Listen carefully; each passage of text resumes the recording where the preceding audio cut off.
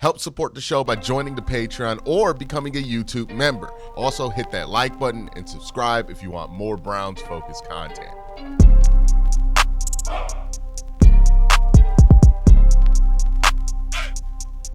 We are finally here. Draft day is upon us.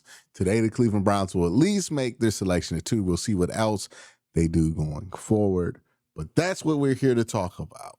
The final mock draft of the mock draft season. Now, for most of the mock drafts, I come up with scenarios and I talk about what the scenarios are and what the thought process is based on those scenarios. Today is going to be a little bit different. I'm going to be talking about what I think the Browns would do and would want to get accomplished with every pick. And then I have 3 mock drafts that I've already done with this in mind to show you how having these same targets at the same picks can cause such a radically different result, depending on how the board lays out for you. But to understand that, let's go through the board here. Number 2 is pretty simple. The Browns, I think, will be taking Travis Hunter. At this point, I'd be surprised. This feels like the prospect that they love, they have fallen in love with, and they see a vision for. So I think it's pretty clear that's where they're going with this pick. So Travis Hunter, that's going to be the number 2 pick. That's my prediction at number 2. Now, 33, because again, we get a lot of different variables that change what can happen at 33. We're going to look at this differently. This is what I think the board could look like for the Browns and what the Browns would want to be there. So at 33, I think their first choice for 33 would be Omarion Hampton. Omarion Hampton, he's built like Nick Chubb. He's super fast, super agile, has great contact balance, and is the second best running back in this draft class. If you're looking for a long-term replacement for Nick Chubb as he gets older and somebody who can learn from the presence of Nick Chubb being in that building, Omarion Hampton is somebody that can help you and potentially be a Rookie of the Year candidate on offense day 1. And more talent on offense is something the Browns need. They need an infusion of talent there. The number 2 option, I think, for the Cleveland Browns would be Jahad Campbell, linebacker out of Alabama. Keep in mind, in this scenario, they would have taken Travis Hunter, number 1 overall. So with somebody like Jahad Campbell falls, who can be an edge rusher, can be a stand-up linebacker, that's a position player that I don't think the Browns could pass up on, even if they were pursuing a quarterback.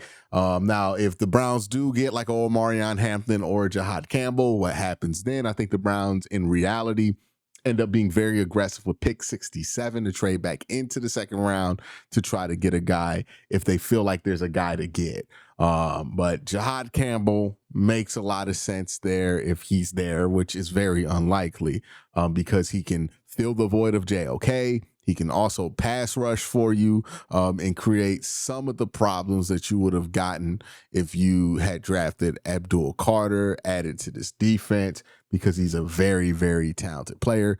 Obviously not as talented, as polished as an edge rusher or as skilled as an edge rusher as Abdul, but somebody who could be a problem in the league nonetheless. Shamar Stewart will probably be the 3rd choice there. Edge rusher product out of Texas A&M. Really good at surfing, really good at containing, getting TFLs, is really the perfect cleanup partner for somebody like Myles Garrett. Super long, strong, and athletic, somebody who can help you in the run defense game and really solidify that defensive line for you going forward. And then the last guy I think they would choose to draft over a quarterback at 33 would be Kelvin Banks Jr., the offensive tackle prospect out of Texas. This is somebody who early on in the process people thought could go to the Browns at 2. Getting him at 33 would be a huge boon. Now, there's question of if he can play tackle or if he's a guard, but if he flips the guard, he's an elite guard prospect. So you get to try him out at tackle if you want to, but this could easily become the Joe Bitonio replacement or the Wyatt Teller replacement if Zach Zinter works out. So a lot of options you would have with Kelvin Banks Jr. He's a top prospect. And if he gets there to 33, then that's going to change stuff. So those are the 5 players I have in mind that I think the Browns would reverse course on quarterback for, to take Omarion Hampton, Jihad Campbell, Shamar Stewart, Mykel Williams. Similar reports to Shamar Stewart, by the way, if you're wondering, and then Kelvin Banks. If those 5 guys have not been selected by the time we get close to the 33 pick, then the Browns might decide to change plans, go best player available, because those are guys who can potentially help you day one or really be a blessing for you in a couple of years when the need comes up. So those are my 5 guys there that I think would stop them from going quarterback. Then you have the quarterbacks I think they can go after: Jalen Milroe, Shedeur Sanders. I think Jalen is more, I think it's conventionally accepted that Jalen will be here versus Shedeur will be here. Honestly, I have no clue if either are going to be here when it gets close to 33, or which one's going to be here. I think it's a toss-up. They both could be there at 33. One of them can be there at 33, but I think these are the quarterbacks they have an eye on. My gut tells me they like Jalen Milroe more than Shedeur Sanders, but I really wouldn't be surprised if they like Shedeur more, right? Like it's 50-50. I don't really have a strong feeling. My gut just leans slightly into Jalen Milroe direction here when you compare both of them. You compare what the Browns like. He's the younger prospect, right? He kind of fits the mold of what they've looked for. They have his offensive coordinator here already. It feels more like Milroe than Shedeur, but I wouldn't be surprised if it was Shedeur over Milroe. And then let's say Shedeur and Milroe are gone. All these guys that we talked about are gone.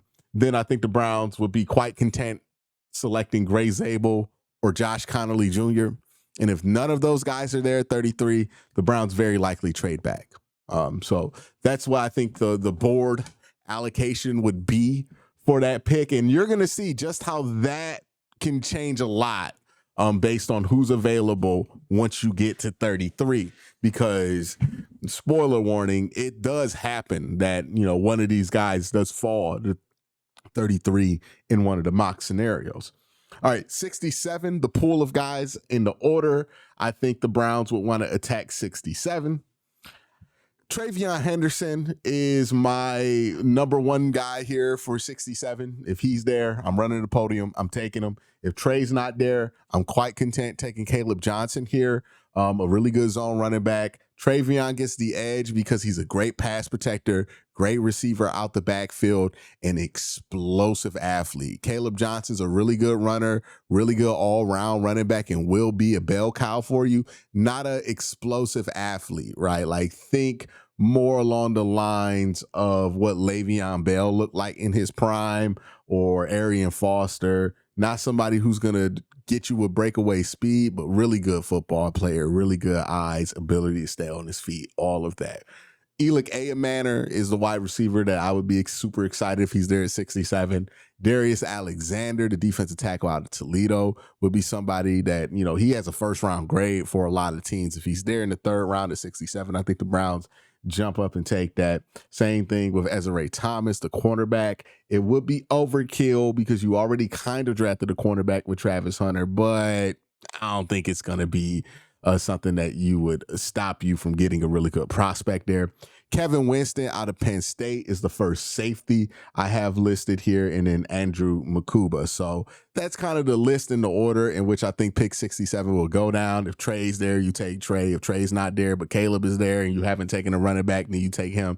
So on and so forth. If you're taking a running back, then it's Elick. You see how this works. All right, so picks 94 and 104 share one pool. The top of the list here is Gunnar Helm. I think this is the tight end that makes the most sense for the Cleveland Browns offense. Maybe not the highest ceiling, but he does seamlessly fit into what the Browns want to do. Harold Fanon Jr. would be number 2. Very talented, very high ceiling for him, but really don't know if the Browns are the right place for him to land, because I don't know if they have the vision for him on offense. Could work, especially if the Browns get Jalen Milroe in the 2nd round, and you can see different ways of using the tight end position. But would take some doing. Number 3 on this list of in this pool, DJ Giddens. Then you have Femi Oladejo from, I believe, UCLA, edge rusher, really long guy. Again, you're not taking Abdul Carter at 2 more than likely. So you want to get you an edge rusher that you like in the top 100. Potentially that could be him. Lathan Ransom, the safety prospect, Jordan Phillips, Will Howard, Kyle Williams, Terrence Ferguson, Josh Farmer, and then Kobe Bryant round out this pool. And then we have the final pool, which is the 6th and 7th round. This pool ends up being Jackson Hawes, Kobe King, Jadon Blue, Ricky White, Zeke Biggers, Luke Lachey, Carson Vincent, Ollie Gordon, Brashad Smith, Kyle Monangai, Bashua Tootin, LaQuint Allen. All right, so now that we have the pool set and what the BPA for each pick would be, let's go through 3 different mock draft scenarios that I've had and talk about each selection. So this is the first mock draft scenario that I did. This was on Mock Draft IO with how the board ended up here. Now, this is a very running back heavy draft. It would probably mean no Nick Chubb, but it doesn't necessarily close the door on Nick Chubb. There are some things I like about how this ended up, some things I don't like about it. But let's get into it, right? So we know Travis Hunter there at 1. We know that's going to go down, or at least that's what everybody thinks is going to go down at 2.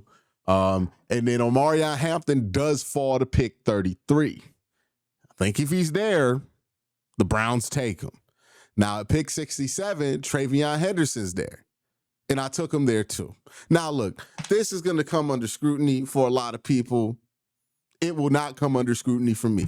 If the Browns leave here with Omarion Hampton and Travion Henderson, backflips. I'm doing backflips.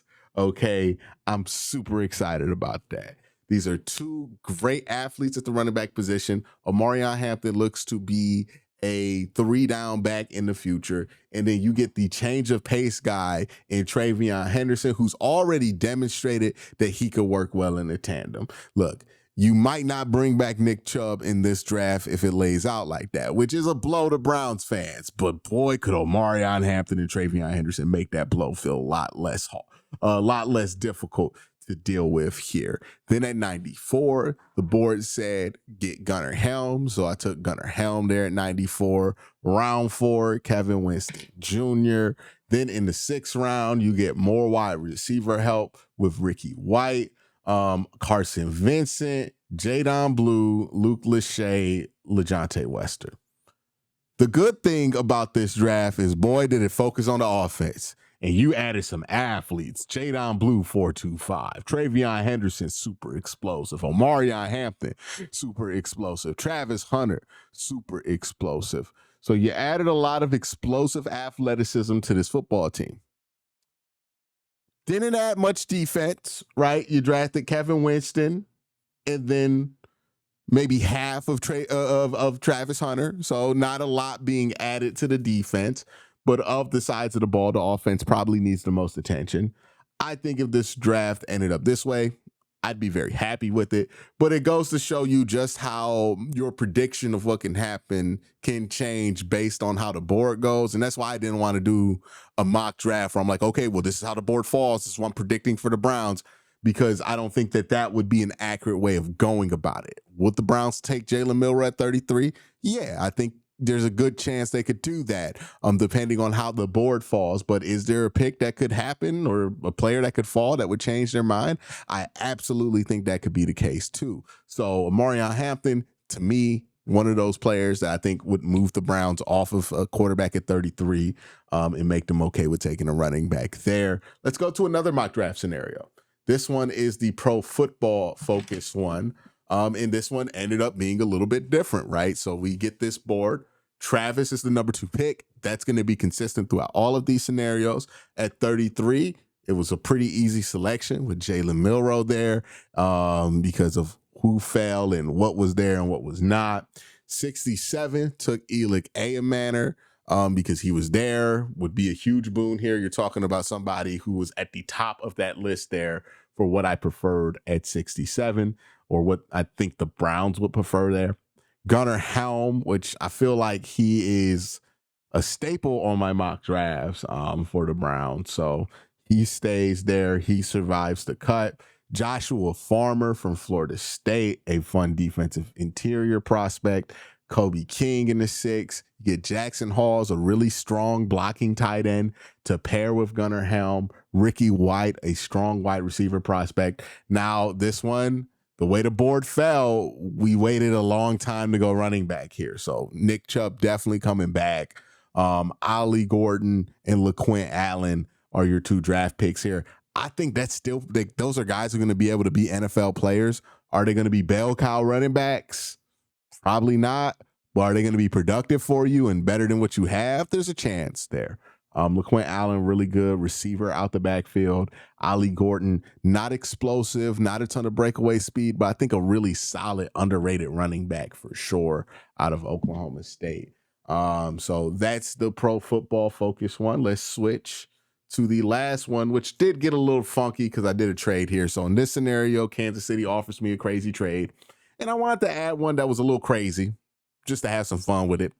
And they offered me pick 94 to swap one spot, and then I get 133 and 226 and 251. So I took that trade. Travis Hunter, Jalen Milroe, Elick Eomanor. So 1, 2, 3. Pretty good move there. Why would I take a wide receiver after taking Travis Hunter? I think the trick to getting away with playing Travis on both sides would be to have abundance on both sides of the ball that you plan to play him. You want to have more corners than you need to play Travis Hunter on both sides, and more wide receivers than you need. Getting Elick Eomanor allows Travis Hunter to get his blows without it really affecting the offense. Same thing on the defensive side, having all these extra corners that the Browns have, Martin Emerson, Greg Newsome, Denzel Ward, allows Travis to get his blows on defense to make him be able to be as well rested as possible to take advantage in the most important parts of the game. So I think that's a big key to getting away with using Travis on both sides. And being able to manage his snaps, because you don't want it to be a situation where defense does not see Travis on the field and then knows that that's the one playmaker you have. Let's take advantage of him, like have multiple playmakers if this is something that you want to do, because that's how you make it work with a dude like that. So that's why I would still not mind taking a wide receiver in the 3rd. Kevin Winston at pick 95. Hell, Fanon Jr. is at 104. So this is the one draft where Gunnar Helm is not selected.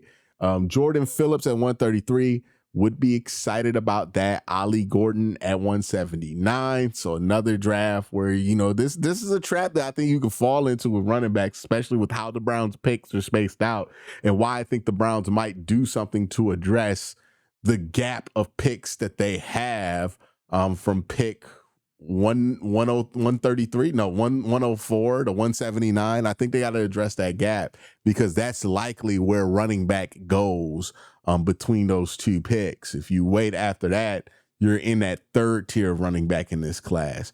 Kobe King, Jackson Hall, pick 200, and then Luke Lachey. So 3 tight ends on the roster. Obviously, somebody's going to have to be on the practice squad.